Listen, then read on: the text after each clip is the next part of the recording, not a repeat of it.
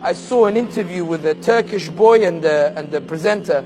And the presenter says to the Turkish boy, what's your greatest dream? The boy says, my dream is to meet the Prophet Muhammed sallallahu alayhi wasallam. So the presenter is baffled. He looks at him and he says, and what would you say to him? What would you ask him? He says, I would not ask my beloved Prophet anything. Again, I was thinking I'd ask him about Badr, Uhud, ask him about Khandaq, ask him what he felt like, ask him what was it like to meet Jibreel. That's what I'm thinking. He says, I wouldn't ask my beloved Prophet anything. So what would you do when you meet him? He said, I would thank him. Thank him for what? I would thank him that when his society turned on him and he could have given up the message, he chose not to do so and he kept going.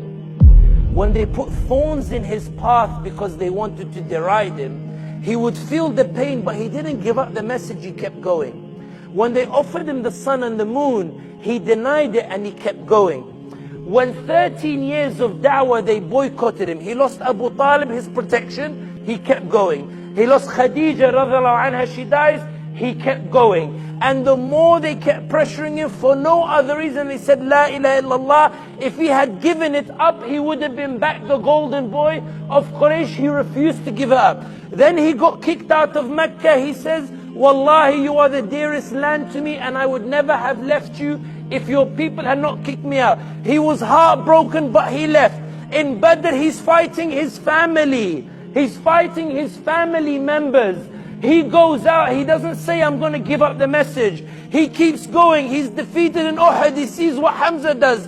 He doesn't say, why me? Why do I have to keep going the message? He keeps going. The whole of Arabia come against him in the trench in Khandaq. He digs the trench and says, I will keep holding on to this message, even if things are against me. When he turns around, him and his Sahaba, and they say, Mata Nasrullah, when is the victory of Allah coming? He feels it in his heart, that heartbreak.